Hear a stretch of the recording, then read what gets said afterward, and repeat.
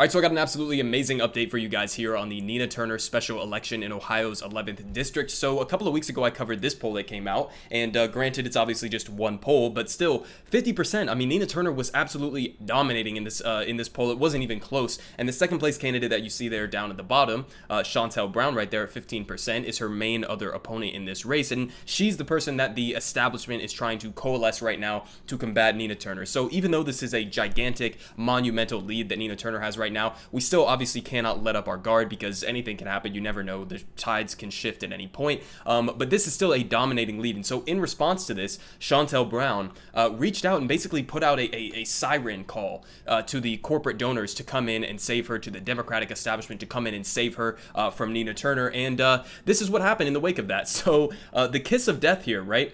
Hillary Clinton coming out and endorsing, "I'm proud to endorse Chantel Brown for Congress in the Ohio special election. Chantel made history as the first black woman to chair her county Democratic Party, and she'll work to help her state and our country recover from COVID." So that's what Hillary Clinton had to say. And why do I call this a kiss of death? Because we have been here before, and this is actually a really good place to be, because Hillary Clinton is one of the least popular politicians in the entire country, even just within the Democratic Party. So she has significantly across the board less favorable numbers than even somebody like Donald Trump, who is widely despised and hated in this country, obviously. But Hillary Clinton somehow still manages to be deeply unpopular, and honestly, it's not surprising why, especially in a county like Ohio's 11th district. It doesn't even make sense to me why she would think that this endorsement would be valuable in any way, shape, or form, because one of the reasons why a state like Ohio, or the Rust Belt in general, going up into Michigan, etc., the reason why she lost in 2016 to Donald Trump was because of those states like Ohio and Michigan and Wisconsin.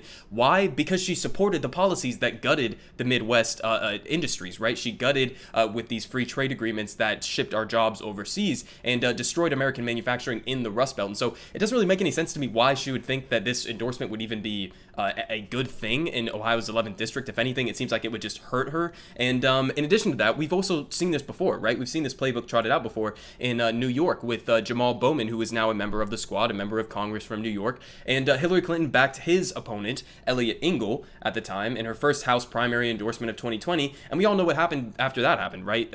Jamal Bowman had one of his biggest fundraising days, or the single biggest fundraising day of his entire campaign. And he went on to win the election. And it seems like this is repeating itself, history repeating itself. When the haters hate, we donate. Thank you, everybody. You are somebody. So here's what Nina Turner's campaign had to say about this. From Cleveland, Ohio, Nina Turner's U.S. congressional campaign announces a six-figure fundraising haul in less than 24 hours. Since 12:01 p.m. Eastern yesterday, nearly 4,000 supporters contributed an average of $22 to the campaign. This marks the campaign's largest fundraising day since launching at the end of last year. So, yeah.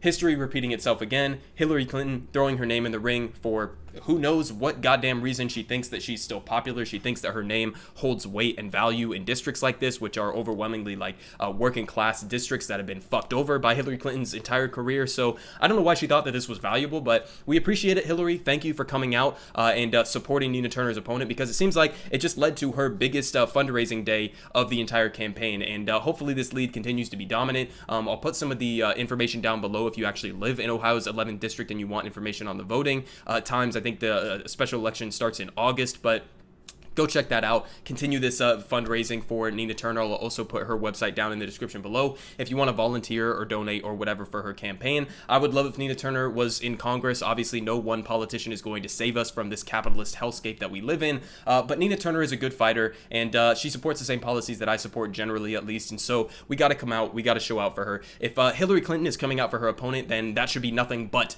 a motivator to continue this fight to get her elected.